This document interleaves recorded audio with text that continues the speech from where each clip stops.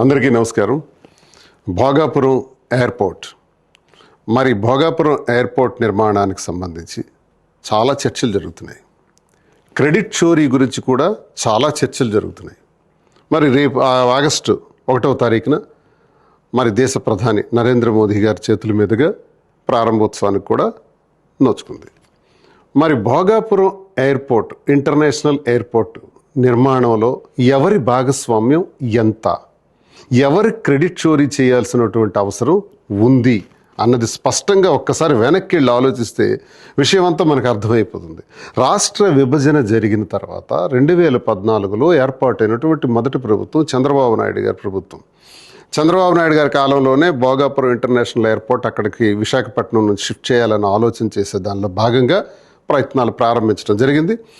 వారి కాలంలోనే కేంద్ర ప్రభుత్వం తాలూకు అనుమతుల గురించి ప్రయత్నించడం జరిగింది. ఆ ప్రయత్నంలో భాగంగా టెండర్స్ కూడా 2016లోనే ఇవ్వటం జరిగింది. ఎయిర్పోర్ట్స్ అథారిటీ ఆఫ్ ఇండియా వాళ్ళు ఈ టెండర్స్ని కైవసం చేసుకోవటం కూడా జరిగింది. ఇంత జరిగిన తర్వాత ఎక్కడ బెడ్స్ కొట్టింది? వీళ్ళ ప్లాన్ ఏంటంటే ఎయిర్పోర్ట్ల నిర్మాణం జరిగినా, సీపోర్ట్ల నిర్మాణం జరిగినా ముందు ల్యాండ్ బ్యాంక్ చేస్తారు, భూసేకరణ చేస్తారు, అక్రమ భూసేకరణ, అనవసర భూసేకరణ చేస్తారు. ఈ ఎయిర్పోర్ట్ కంట 5,000 ఎకరాలు కావాలంట. 5,000 ఎకరాలు ఎయిర్పోర్ట్ పేరుతో సేకరించే దానిలో చంద్రబాబు నాయుడు గారు నిమగ్నం అయిపోయారు. అంటే 5,000 ఎకరాలు ఎప్పుడైతే ప్రయత్నించారో 5,000 ఎకరాలకు సంబంధించిన రైతులందరూ కూడా నిరసనలు తెలియజేశారు, ఇవ్వటానికి నిరాకరించారు, ఆఖరికి కోర్టులకు కూడా వెళ్ళారు. ఇవన్నీ కూడా సివిల్ మ్యాటర్స్ కింద మ్యాటర్ అంతా కూడా సబ్సిడీస్ అయిపోయింది. అంటే ఎయిర్పోర్ట్ నిర్మాణానికి పెట్టాల్సిన దృష్టి కన్నా ఎయిర్పోర్ట్ పేరుతో భూసేకరణ పైన ఎక్కువ దృష్టి సారించారు. కనుకనే ఇది ఫెయిల్ అయ్యింది. భూసేకరణ మీద ఉన్నటువంటి శ్రద్ధ ఎయిర్పోర్ట్ నిర్మాణం పైన ఆ ప్రభుత్వానికి, ఆ 2019 వరకు ఉన్నటువంటి ఆ ప్రభుత్వానికి ఎటువంటి యోచన లేదు. టెండర్ కూడా క్యాన్సిల్ చేసిన తర్వాత రెండోసారి మళ్ళీ 2018లో టెండర్స్ ఇవ్వటం జరిగింది. అందులో జిఎంఆర్ వారికి ఆ టెండర్స్ కైవసం చేసుకోవటం జరిగింది. అయిపోయింది కదా పుణ్యకాలం. 2019 ఫిబ్రవరి 14న చంద్రబాబు నాయుడు గారు దిబ్బలపాలెం అన్నటువంటి వేరే ఒక గ్రామంలో శంకుస్థాపన చేసేసినారు. అంటే ఏంటి?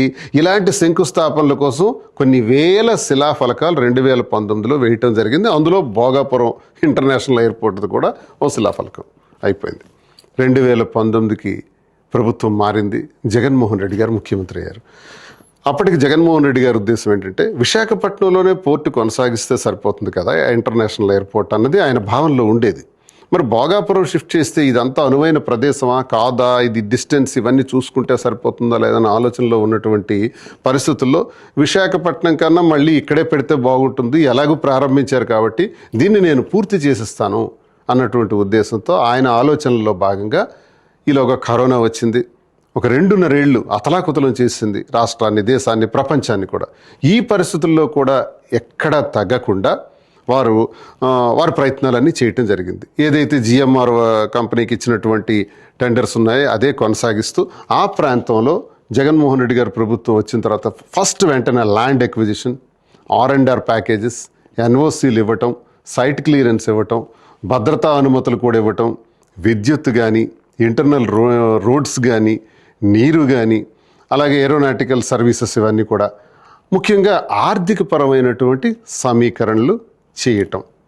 నిర్వాసిత గ్రామాలు ఏవైతే 4-5 ఉన్నాయో ఆ నిర్వాసిత గ్రామాలన్నిటికి కూడా వెంటనే భూసేకరణ చేసి ఒక 967 కోట్ల రూపాయలు శాంక్షన్ చేసి వాళ్ళకి R&R ప్యాకేజెస్ అన్ని అమలు చేసి ఇన్ఫ్రాస్ట్రక్చర్ నిర్మాణం కోసం మరో 1,200 కోట్ల రూపాయలు శాంక్షన్ చేసి అయినప్పటికీ 23వ సంవత్సరంలో వారు శంకుస్థాపన కూడా చేశారు.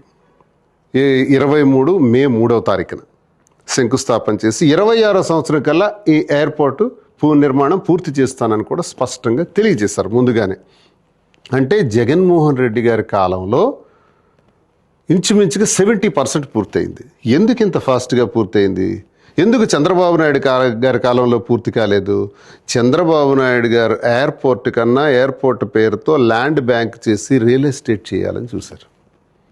జగన్మోహన్ రెడ్డి గారు ఎయిర్పోర్ట్ నిర్మాణం జరగాలని ఆలోచించి ఏ 5,000 ఎకరాల కోసం అయితే రైతులందరూ కోర్టులకి అయితే వెళ్ళారో వాళ్ళకి ఒకే మాట చెప్పారు, నాకు 5,000 ఎకరాలు అక్కర్లేదు, 2,000 ఎకరాలు చాలు. 2003 ఎకరాలు నేను తీసుకుంటున్నా, మిగతా భూమి అంతా కూడా మీకు తిరిగి ఇచ్చిస్తున్నా అన్నారు.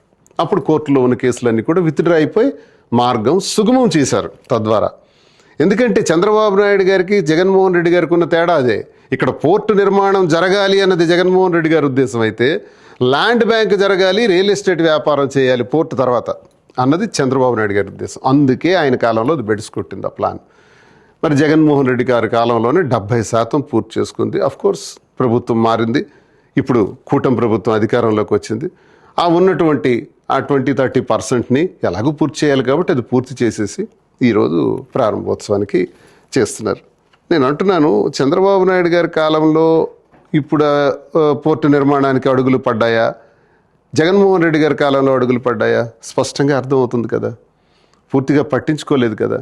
ఈ పరిస్థితుల్లో చంద్రబాబు నాయుడు గారు ఎప్పుడు కూడా క్రెడిట్ చోరీ చేయటం వారికి అలవాటు. క్రెడిట్ చోరీ ఇప్పుడే కాదు, చాలా సందర్భాల్లో ఆయన చేశారు. నేనే ఐటీ సృష్టికర్తను, నేనే ఐటీని హైదరాబాద్ను తీసుకురావడానికి కారణం, హైదరాబాద్ నిర్మాణానికి నేనే కారణం అనే క్రెడిట్ చోరీ ఇదంతా కూడా. అసలు ఐటీని పండిట్ జవహర్లాల్ నెహ్రూ గారు ఆ 64 వరకు ప్రధానమంత్రిగా ఉన్న ఆఖరి రోజుల్లోనే కంప్యూటర్ అనేది ఇంట్రడక్షన్ అయిపోయింది. 70కి వచ్చేటప్పుడు కంప్యూటర్స్ ఆల్రెడీ ఎస్టాబ్లిష్ అవుతున్నాయి అప్పుడప్పుడే. ఆ తర్వాత రాజీవ్ గాంధీ గారు వచ్చి దానిపైన ఎక్కువ దృష్టి పెట్టారు. నేదురుమల్లి జనార్దన్ రెడ్డి గారి టైంలో హైదరాబాద్లో శంకుస్థాపనలు జరిగాయి. అప్పటికి ఇంకా చంద్రబాబు నాయుడు గారు చదువుకుంటున్నారు. వారు వచ్చినప్పటికి అప్పటికే కంప్యూటర్ అన్నది ఇంట్రడక్షన్ అయ్యి 5 సంవత్సరాలు అయిపోయింది. కానీ ఈరోజు ఏం జరుగుతుంది? హైదరాబాద్లో కంప్యూటర్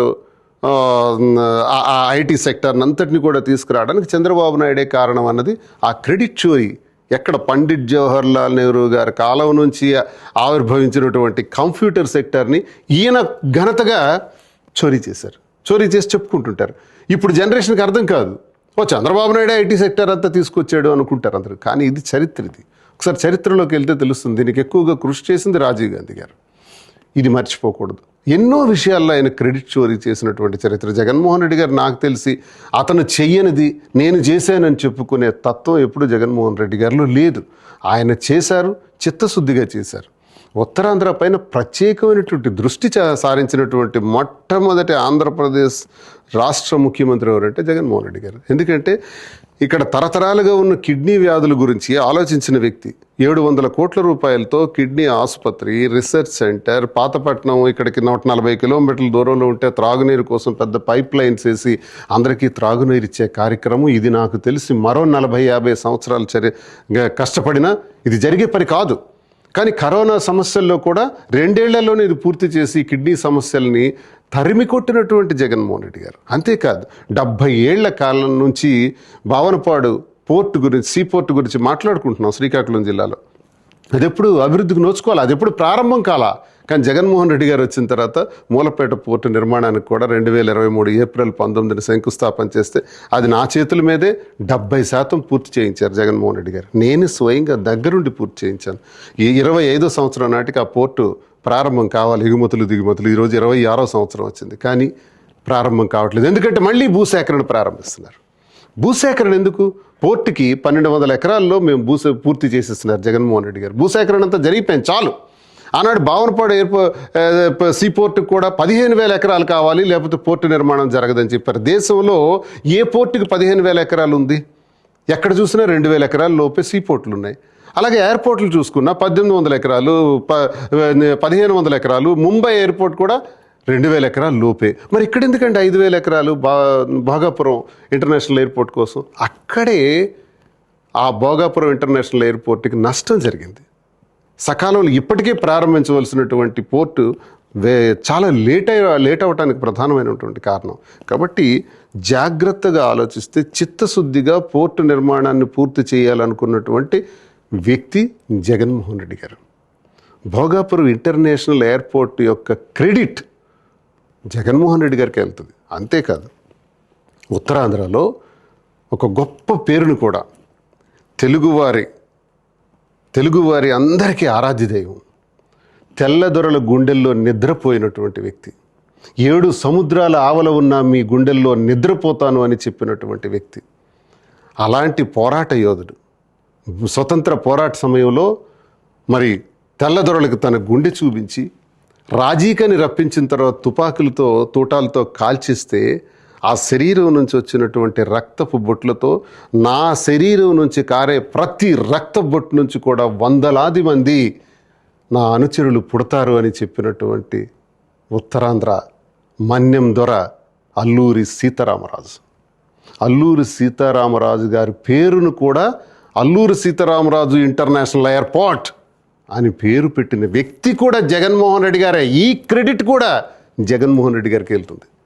పొరపాటు నీ పేరు పెట్టకపోయింటే ఇంకే పేరు పెట్టుండేవారు. కానీ అదృష్టవశాత్తు ఉత్తరాంధ్రకే కాదు, ప్రతి తెలుగువాడికి, ప్రతి భారతీయుడికి గర్వకారణమైనటువంటి మన మన్యం ద్వారా అల్లూరి సీతారామరాజు ఇంటర్నేషనల్ ఎయిర్పోర్ట్ అని పెట్టే క్రెడిట్ కూడా జగన్మోహన్ రెడ్డి గారిదే. మరి క్రెడిట్ చోరీ ఎవరిది? చంద్రబాబు నాయుడు గారిదే అన్నది స్పష్టంగా తెలుస్తుంది కదా.